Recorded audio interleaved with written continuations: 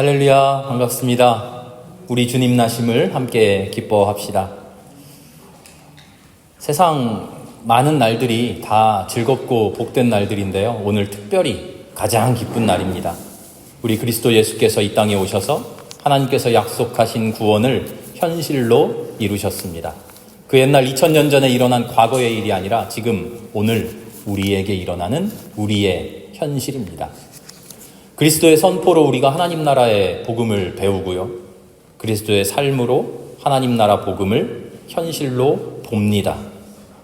그리스도의 죽음으로 하나님 나라를 우리가 유산으로 상속받고요. 그리스도의 부활로 하나님 나라를 영원히 누립니다. 오늘은요, 바로 그런 구원의 은혜를, 구원의 모든 차원을 충만하게 만끽하는 날입니다. 오늘 우리 모두 마음껏 즐거워하고 마음껏 기뻐하고 마음껏 행복하시기 바랍니다. 구약 성경의 말씀을 읽으면서요, 우리가 전통적으로 이 구절은 우리 예수님의 탄생을 예언한 글이야, 그렇게 말하는 구절들이 있어요. 대표적인 것이 바로 이사야의 말씀입니다. 이사야 7장 14절에 이렇게 증언되어 있습니다. 제가 봉독해 드립니다. 주님께서 친히 다윗 왕실에 한 징조를 주실 것입니다. 보십시오. 처녀가 잉태하여 아들을 낳을 것이며 그가 그의 이름을 임마누엘이라고 할 것입니다. 아멘. 이사야 9장 6절 말씀도 그리스도 탄생을 예언한 예언이라고 우리가 고백합니다. 이렇습니다. 한 아기가 우리를 위해 태어났다. 우리가 한 아들을 모셨다. 그는 우리의 통치자가 될 것이다. 그의 이름은 놀라우신 조언자, 전능하신 하나님, 영존하시는 아버지, 평화의 왕이라고 불릴 것이다. 아멘. 우리가 이 말씀을 묵상하면서 성경이 예언한 그대로 우리에게 임마누엘 하시는 주님 오시기를, 우리를 통치하시는 구세주 왕이 오시기를 고대합니다. 그런데요, 사실 이 이사야서의 말씀은요, 처음부터 이 글을 쓸 때 예수님이 오실 거야, 예수님이 이렇게 나실 거야 라고 예수님을 생각하면서 쓴 글이 아니에요. 이스라엘이 바벨론 앞에 멸망당하는 참담한 현실 앞에서 하나님께서 보내신 구원자가 와서 우리를 지금 이 현실에서 구원하실 것이라는 그런 소망의 표현이었어요. 그런데 이 고백이 시간이 흐르면서 예수 그리스도를 통한 하나님의 구원 사역에 절묘하게 맞아떨어지고 이 글을 읽는 사람들마다 주님 오심을 예언한 것이구나라고 우리가 그렇게 고백하게 된 것이죠. 제가 여러 번 말씀드립니다만 성경은 신문 기사 같은 게 아니에요. 무슨 이야기냐면 사실관계를 그대로 기록해서 우리에게 보도하는 보도자료가 아니라는 말씀입니다. 성경의 말씀은요, 신앙의 고백입니다. 신앙의 고백이에요. 우리 어떻게 신앙 고백합니까? 오늘 하루를 살면서 지금까지 나의 하나님 지켜주셨던 그 모든 은혜를 우리가 고백할 때 글로 적었다고 생각해 보세요. 사실관계를 적고 있습니까? 몇 년, 몇 월, 며칠에 이러이러한 일이 있었다. 우리가 그런 것 적고 있나요? 아니죠. 사실을 통해서 하나님 우리에게 주신 하나님의 구원의 의미를 우리가 적죠. 성경이 바로 그런 의미를 적어놓은 책입니다. 그래서요, 성경의 말씀을 우리가 읽을 때, 그 말씀을 읽으며 해석할 때 우리는 그 말씀을, 이 말씀이 지금 어떤 신앙을 고백하고 있는가를 중점을 두고 읽어야 돼요. 그런데 간혹 이런 분들이 있어요. 성경 해석을 하면서 이거는 주석을 찾아보니까 어떻고, 역사적 배경이 어떻고, 히브리어가 어떻고, 헬라어가 어떻고, 문법적으로 어떻고, 이런 것들을 따집니다. 그러면서 전통과는 다른 해석을 하면 불편해하고 기피하고 배관시하죠. 이 말씀은 이런 뜻이야. 공식처럼 정해져 있는 정답. 이 말씀은 이거야. 하고 늘상 하던 똑같은 말만 반복해야 편안해하는 신앙인들이 있어요. 마치 알고 있는 것을, 내가 알고 있는 것을 다시 누가 확인시켜주면 그 확인받는 것으로 편안해하고 안도하죠. 우리가 혹시 성경을 읽을 때 이렇게 읽고 계시지 않습니까? 내가 알고 있었던 뜻을 확인만 하면서 읽고 계시진 않나요? 그런데 진짜 신앙은요, 도전입니다. 제멋대로 무모한 도전을 하라는 게 아니라, 말도 안 되는 그런 도전을 하라는 게 아니라 책임적인 신앙 안에 머물러 서서 끊임없이 모든 가능성을 묵상하는 겁니다.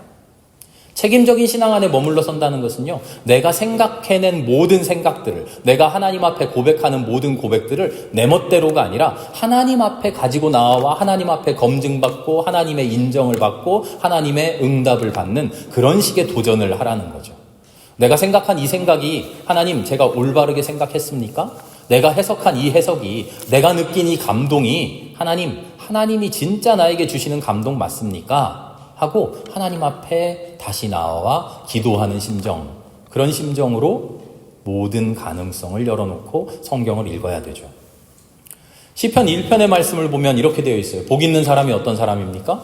밤낮으로 주님의 말씀을 묵상하는 사람입니다. 밤낮으로 묵상합니다. 어떻게 묵상합니까? 알고 있는 것을 달달달달 외우는 그런 묵상이 아니라 이게 무슨 뜻일까? 이렇게도 생각해보고 저렇게도 생각해보고 아무도 생각하지 못했던 다른 방식으로도 생각해보고 거꾸로도 생각해보고 뒤집어도 엎어보는 그런 묵상이죠. 그런데 뭐라고 말하는지 기억나시죠? 제멋대로 묵상하는 게 아니라 시냇가에 심기운 나무처럼 그 뿌리를 생수에 단단히 내리고서 묵상하는 거예요.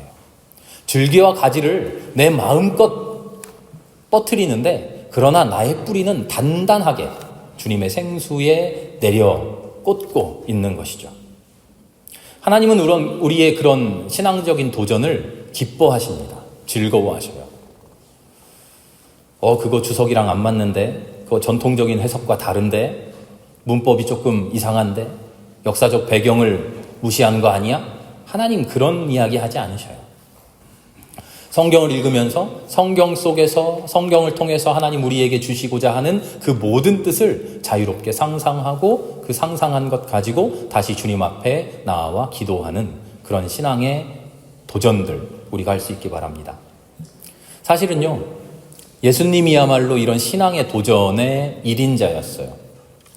누가복음 4장을 보면 예수님이 이제 어른이 되어서 신앙적인 결단을 하고 광야에서 사탄의 시험을 받으신 후에 이제 그리스도로서의 공생애를 처음 딱 시작하실 때 회당에 들어가서 읽으신 말씀이 있어요. 무슨 말씀인지 기억나십니까? 이사야 61장의 말씀이에요. 제가 읽어드리겠습니다. 주님께서 나에게 기름을 부으시니 주 하나님의 영이 나에게 임하셨다. 주님께서 나를 보내셔서 가난한 사람들에게 기쁜 소식을 전하고 상한 마음을 싸매어주고 포로에게 자유를 선포하고 갇힌 사람에게 석방을 선언하고 주님의 은혜의 해를 선포하게 하셨다. 아멘. 이사야 61장 1절로부터 3절 4절까지의 말씀입니다. 이 말씀을 읽으면서 예수님은 신앙적인 도전을 했어요. 예수님 자신이 기름 부음 받았다고 생각했어요. 하나님의 영이 바로 나에게 임했구나, 이렇게 고백했어요. 하나님께서 나를 보내셨구나 라고 깨달았어요. 내가 가난한 사람들에게 기쁜 소식을 전해야 되는구나. 내가 저들의 상한 마음을 싸매어줘야 되는구나. 내가 포로에게 자유를 선포해야 되는구나. 갇힌 사람을 석방해주는 게 내가 해야 될 일이구나. 주님의 은혜의 해를 선포하는 게 누가 선포하는 거 듣고만 있는 게 아니라 내가 선포해야 되는구나. 주님은 이런 신앙적인 도전 속으로 뚫고 들어가셨어요. 사실 이 이사야 61장의 말씀은요, 바벨론 포로에서 신음받고 있는 사람들에게 너희들에게 희망을 줄 거야 라고 하는 말씀을 이사야가 지금 받고 있는 이야기예요. 전통적인 해석에 충실하자면, 성경을 잘 알고 있는 성서학자들이 하는 이야기에 충실하자면 이 이야기는요, 이사야에게 하는 이야기예요. 이사야의 자기 고백이에요. 감히 이사야의 자기 고백을 가지고 이걸 나의 고백이라고 말하는 것은 틀린 이야기죠. 그런데 예수님은요, 이 말씀을 읽으면서 그런 신앙의 모험을 감행하십니다. 이사야에게 하신 말씀이지 하고, 이사야가 이런 말씀을 받았구나 하고 넘어간 게 아니라, 그래, 이 말씀은 나에게 주신 말씀이구나. 예수님이 이 말씀을 얼마나 마음속에 품고 얼마나 곱씹으며 얼마나 고민하셨을까요? 그 고민이 얼마나 깊고 깊었길래 나에게 주신 말씀이라고 그렇게 결단하셨을까요? 그렇게 결단하시면서 아마 예수님 이렇게 기도하셨을 거예요. 하나님, 제가 이렇게 생각해도 될까요? 하나님의 말씀을 감히 저에게 하신 말씀이라고 내가 생각해도 되나요? 잘못된 건 아닐까요? 내가 감히 이렇게 이해해도 될까요? 이사야에게 주신 말씀이 나에게도 온 것이라고 내가 이렇게 상상해도 될까요? 예수님이 얼마나 깊이 눈물을 흘리며 기도하셨을까요? 아마도 그 기도의 끝에 예수님은 이런 응답을 들으셨을 거예요. 하나님께서 예수님의 마음 속에 그래 맞다. 내가 너에게 하는 말이다. 그 옛날 이사야에게 준 말이지만 그 말 그대로 내가 지금 너에게 준다. 네가 구원자가 되어라. 내가 기름 부은 자가 되어라. 내가 이 모든 일들을 해라. 하는 하나님의 음성을 아마 예수님 똑똑히 들으셨을 줄로 고백합니다. 예수님이 신앙의 모험을 했기 때문에 본인이 그리스도로서 깨어날 수 있었던 거예요. 예수님이 신앙의 모험을 하지 못했다면 그 어떤 예언의 말씀을 읽었어도 이건 옛날에 누구에게 한 말, 이건 옛날에 이사야에게 한 말, 이거는 고레스에게 한 말, 이거는 시드기야에게 한 말 하고 그냥 넘어가 버리셨을 거예요. 그러나 우리 예수님은 신앙의 모험을 합니다. 이 말씀이 나에게 주신 말씀이구나. 그 모험을 하고 하나님의 음성을 들었기에 평범한 한 신앙인으로 끝나지 않고 그리스도 예수 구원자가 되신 것이죠.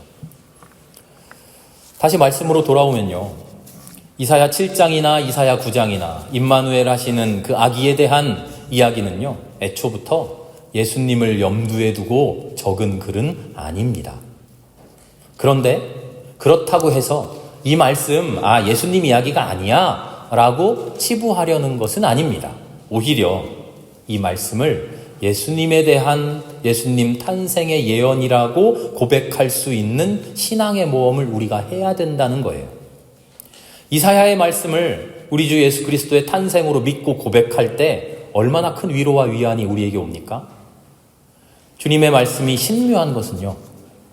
바로 이런 우리의 신앙적인 모험까지도 주님의 섭리 안에 다 포함되어 있다는 것이죠. 오늘 여러분과 함께 나누고 싶은 말씀은요. 이사야 62장 말씀입니다. 이사야 62장이 조금 길어서요. 첫 부분은 우리 성시교독 부분에 넣어서 함께 교독했고요. 뒷부분을 성경 봉독 부분에 같이 읽었습니다. 요는 이렇습니다. 우리에게 하나님께서 보내주신 구원자가 우리에게 탄생합니다. 그 구원자는 자기 자신에 대해서 이렇게 설명합니다. 나는 주님께서 기름 부어주신 사람이야. 나는 주 하나님의 영이 나에게 임한 사람이야. 주님께서 나를 보내셔서 가난한 사람들에게 기쁜 소식을 전하고 상한 마음을 싸매어주고 포로에게 자유를 선포하고 갇힌 사람에게 석방을 선언하고 주님의 은혜의 해를 선포하게 하셨어. 내가 그런 일을 할 거야. 이사야 61장 1절부터의 말씀이죠. 이 구원자가 만들어가는, 우리에게 나신 새 아기가 만들어가는 그 나라에 대한 이야기가 61장과 62장에 이어져 있습니다. 그 감격스럽고 가슴 벅찬 이야기들이 서술되어 있어요. 그런데 가만히 이 이야기를 읽다 보니까 이 이야기 속에 등장하는 사람들이 있어요. 누가 세상을 구원합니까? 구원자가 구원하죠. 새 세상을 누가 만듭니까? 구원자가 만드시죠. 하나님이 만들어 가시죠. 그런데 구원자를 통해 이루어가는 구원의 나라에 하나님의 백성들이 등장해요. 하나님의 백성들. 그래, 백성들 등장하겠지. 하나님이 새롭게 만들어주시는 그 나라를 누리고 향유하는 사람들이 있겠지. 그런데 가만 보니까 11절의 말씀에 이렇게 돼 있어요. 그가 구원한 백성을 데리고 오신다. 그가 찾은 백성을 앞장 세우고 오신다.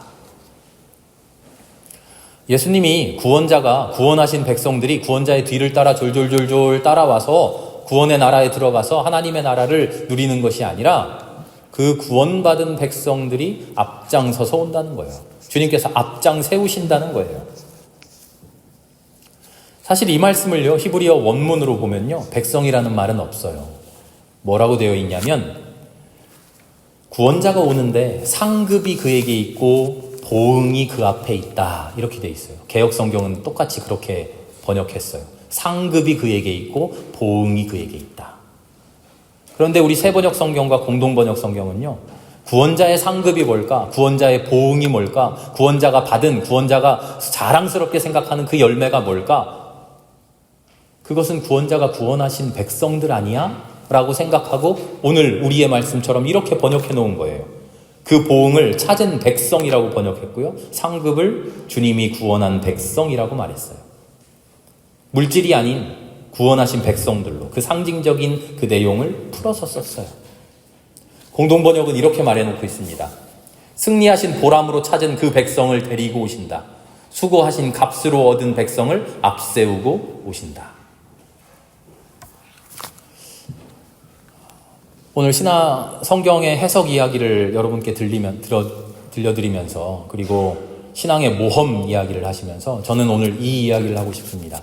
이 말씀을 읽으면서 우리가 신앙의 모험을 한번 해보자는 겁니다.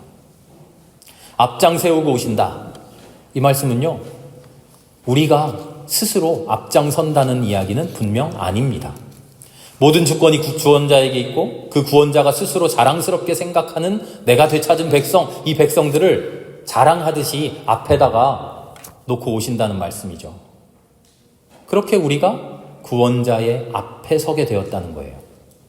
아무런 공로도 없이, 아무런 잘난 것도 없이 감히 구원자의 앞에 서게 되었어요. 구원자가 그렇게 세워주셨어요. 얼마나 귀하고 고마운 은혜입니까? 얼마나 복되고 아름다운 장면이에요. 그런데 다른 한편으로 생각해 봅시다. 그렇게 앞에 서게 된 우리의 심정이, 우리의 마음이 그저 고맙고, 그저 감사하고, 그저 황송하기만 하면 될까요? 주님이 우리를 구원해 주시고 앞장 세워서 하나님 나라로 오시는데 그 앞에 서서 걸어오는 우리의 마음이 하나님 우리를 구원해 주셨어. 내가 앞에 서 있으니 얼마나 기뻐 하는 그 기쁨과 즐거움으로만 가득해 있으면 되느냐? 그저 겸손함으로 그리스도께서 모든 것 다 하셨지 내가 하는 일 없지 그렇게 겸손하기만 하면 될까 하는 겁니다. 주님은 왜 우리를 앞에 세우셨을까요? 자랑하려고요? 자랑만 하면 끝일까요? 아닙니다. 우리는 한번 예수님처럼 이 구절을 붙들고 신앙의 모험을 해봅시다. 예수님께서 짊어지시는 세상 구원의 역사를 예수님께만 맡겨놓는다고 될까요? 우리는 뭐 할 수 있는 일 없나요? 하나님은 우리에게 맡겨주신 일은 없을까요? 하나님의 구원 역사에서, 구원 사역에서 우리가 맡아 해야 할 일은 무엇일까요? 그러고 보니 7절, 8절의 말씀이 우리의 눈에 밟힙니다. 이렇게 말합니다. 주님의 마음을 계속 상기시켜 드려야 한다고 말합니다. 주님께서 주님의 구원의 마음을 잊어버리지 않도록 주님 이 세상 구원하셔야지요 라고 주님을 계속 쿡쿡 찌르자는 겁니다. 8절의 말씀은 이렇습니다. 주님을 쉬시지 못하게 해야 된다고. 주님 쉬시면 안 됩니다. 주님 지금 쉴 시간이 없습니다 라고 주님을 닥달하라고 이야기합니다. 10절의 말씀은 또 어떻습니까? 나아가라고 말합니다. 길을 닦으라고 말합니다. 하나님께서 그리스도를 통해 우리에게 허락하신 오늘 탄생하신 아기 예수의 구원 역사를 통해 우리에게 구원의 나라, 하나님의 나라 허락해 주시지만 그 길에 하나님 우리를 앞장 세워주셔서 우리 스스로 앞장선 것 아니지만 앞에 서 있는 우리가 결단함으로써 주님 우리가 앞서 나가겠습니다. 주님 우리가 그 길에 선구자가 되겠습니다. 선봉에 서겠습니다. 주님 길을 내가 닦아보겠습니다. 주님 쉬시지 않도록 제가 일깨워 드릴게요. 주님 졸지 않도록 제가 깨워 드릴게요. 주님 힘 없지 않으시겠지만 주님 힘내라고 제가 힘을 보태 드릴게요. 우리 그렇게 살아보자는 거죠. 주님께서 이사야의 말씀을 읽으시고 주님께서 나에게 기름 부으셨구나. 주님께서 나에게 하나님의 영을 주셨구나라고 고백한 것처럼 그래서 내가 가난한 사람들 살려야겠구나 하고 우리 주님 고백하신 것처럼 결단하신 것처럼 우리도 이 말씀을 읽고 이렇게 결단할 수 있지 않을까요? 앞장서게 된 사람들, 앞에 서게 된 사람들, 주님 나를 앞세워 주셨으니 얼떨결에 앞에 섰는데 주님 이제는 내가 스스로 앞장서서 걸어가 보겠습니다. 주님 그 앞장서서 걸어갈 수 있는 힘을 나에게 허락해 주세요. 그렇게 앞장서서 걸어갈 수 있는 방향을 알려주세요. 앞장서서 걸어갈 때 어려운 일들이 많을 텐데 그 일들 이겨낼 수 있도록 주님 나와 함께 해주세요. 내가 억지로 내 뜻과 상관없이 떠밀려가는 그런 삶을 살지 않고 내 스스로, 내 결심으로, 내 결단으로 살아가는 그런 사람 될 수 있게, 주님께서 이루시는 나라를 두 손 두 발 놓고 그저 기다리는, 무작정 기다리는 그런 사람이 아니라 그 나라를 앞장서서 만들어가는 사람이 되어 보겠습니다. 오늘 우리 이 말씀을 붙들고 이런 결단, 이런 결심, 이런 고백 해보자는 겁니다. 오늘 우리는 예수님 나심을 기뻐합니다. 감사합니다. 서로 축하합니다. 예수님이 그 2000년 전에 우리에게 나신 것, 그것만이 구주의 탄생이 아닙니다. 그리스도의 탄생을 끝없이 묵상하며 우리가 하나님의 아들로, 우리가 하나님의 딸로 새롭게 태어나는 것, 그것이 진짜 그리스도의 탄생입니다. 그리스도의 구원은요, 우리는 죄인으로 그대로 있고 우리는 나약한 자로 그대로 존재하면서 우리에게 베풀어 주신 구원을 그저 받기만 하라는 하나님의 구원은 그렇지 않습니다. 하나님은 분명히 우리에게 계속 말씀하십니다. 너 나의 아들로 태어나라. 너 나의 딸로 태어나라. 그렇게 새로운 생명 되어서 이 세상을 그리스도와 함께 구원해 가자.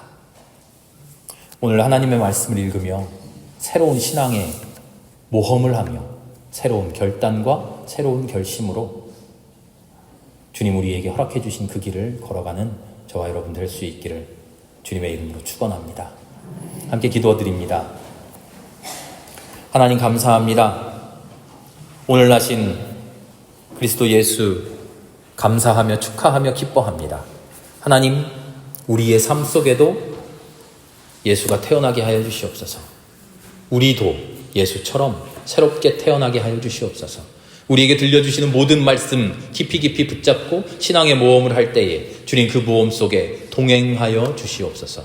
그 모험의 길이 헛된 길이 아니라 참으로 아름다운 길 되게 하여 주시옵소서. 모든 말씀 예수님의 이름으로 감사하며 기도합니다. 아멘.